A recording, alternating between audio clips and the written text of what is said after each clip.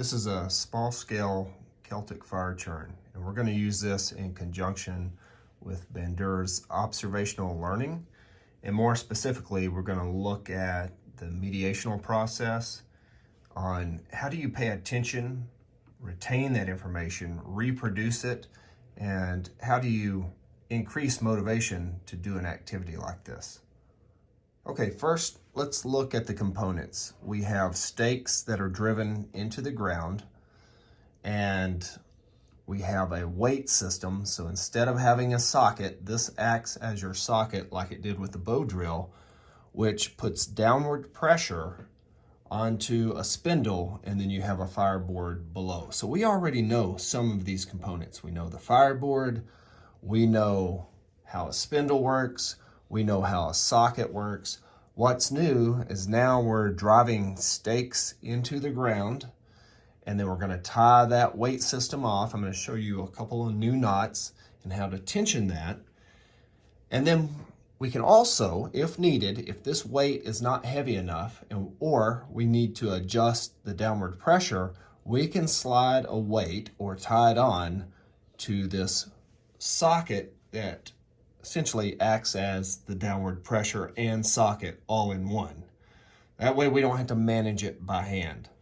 Now, traditionally, a fire churn is large scale. It was used for ceremonial purposes, so they would all get together as a village. You would have one group of people on one side, the other people on the other, and they would go back and forth, create this huge ember, and throw that into their bonfire or use it to light their bonfire. So that would go into a tinder bundle. But when I say large scale, this could be the size of a small trunk of a tree, and this could be almost the size of a trunk of a tree to get adequate downward pressure. So this part might be 4 or 5 feet tall. This part here could be 10 or 11 feet long. So you get the idea. And then the village would get together, typically around Halloween, and create this huge ember and throw it into a giant tinder bundle and light the bonfire. And then this would help bring the whole village together. Now, there are other fire churns that have been found around the world. So you have a Vedic fire churn, which is smaller in scale, a little bit bigger than this, but they would use it for ceremonial purposes, again, to bring people together. But one person could use it, and that's how we're going to use it in class. For me, as a teacher, I used it for individuals that didn't have the physical fitness or the mechanical skill to use a bow drill. This is something that once set up, it was fairly easy for them to use. What I did was I put or tied 2 ends of a rope together to make a loop. And I needed that so that I could use a knot system that was fairly easy to adjust, that I could on the fly just untie it really quick, because I was going to use a lark's head. Now, we've used this in class before where we reach up below, you know, this knot, and we slide it around. So the advantage of this is it's fairly quick to untie, and we need to be able to keep it under tension. So right now I just want to get this knot on there. So I'm going to tension that down so that I have 2 loops. That's what the weight is going to go through. Then you take your weight. So I've already drilled the holes in the bottom. I normally will put a couple of different ones so I can adjust the weight forward or back depending on how I need it. And then I'm going to place the weight in there. Now you'll notice this wants to slip because this part is not under tension. So if this doesn't tension down properly, or you need some help tensioning it, you can take a stick, run it through there. I'm gonna have to cut this one a little smaller and then wrap that up, and I'll show that process. So what I did was I cut that stick a little bit smaller so that I could take it in here and start to twist that up. So what that'll do is tension that so that these lark head knots will stay where we want them, and then we'll be able to just lock it in to place. That'll allow us to quickly untie and adjust this counterweight where we need it. So now it's in the location, and we can now add our fireboard. So I've already measured the length that these cross braces need to be in. You don't have to use this method, but it really helps to prevent the fireboard from moving around, and it allows you to adjust those cross braces, so if you need to move this forward or back, you still can by easily retying this knot. Now, y'all have used a binding knot called the clove hitch all semester long. We're gonna use another one, mainly because it doesn't require as much cordage as the clove hitch, and it's just as easy to tie. So what you want to do is drape your cordage over those two pieces of wood that you want to tie on perpendicular to each other.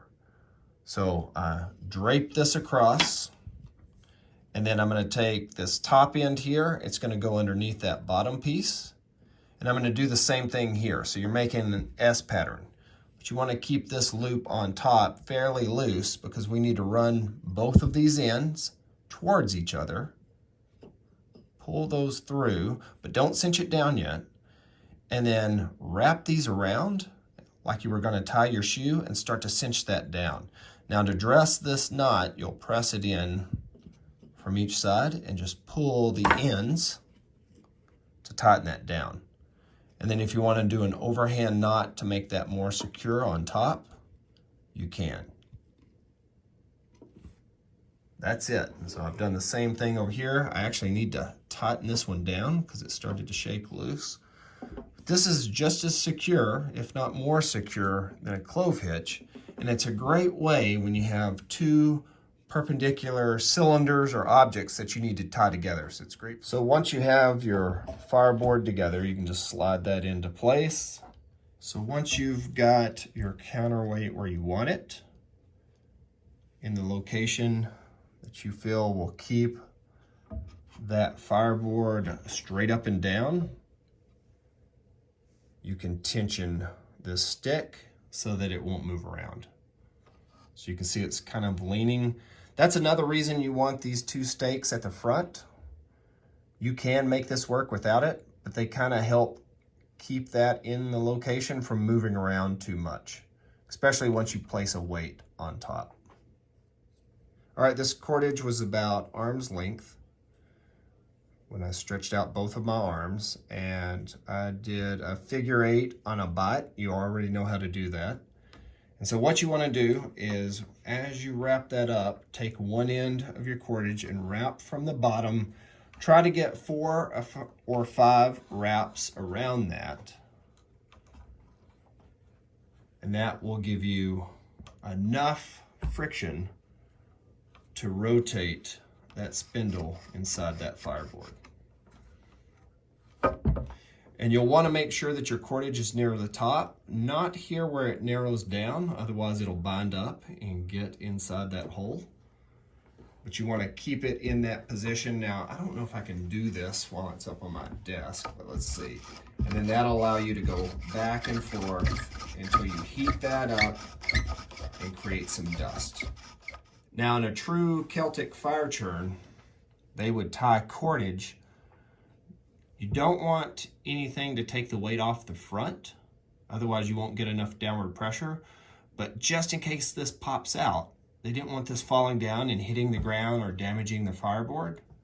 They would tie cordage that would kind of catch it like a net. So it was far enough down that it wouldn't take any weight off, but it was off the ground so that they wouldn't have very far to press this back up instead of having to take this all the way from the ground, because you've got to remember, with a Celtic fire churn, this was hundreds of pounds. They didn't want to have to lift it up very far. Not required, but it'll be easier on your hands. Take that lark's head from the bottom, so come through the loop from the bottom, wrap that around. It's been a while since we used the lark's head. Slide your handle on. This was one of the last knots that we used when we did the pull drill, and then that'll secure your handle. And you'll do that for each loop for the cordage that goes around the spindle. So let me do that again so you can see. Come through the bottom of the loop, wrap that around, pull those two lines through, slide your handle on, and then tension it down. And the reason we're using a lark's head is if we need to wrap this up because the spindle has popped out, we can easily take that out, readjust our spindle, redo our wraps, and then tie this fairly quickly without any issues.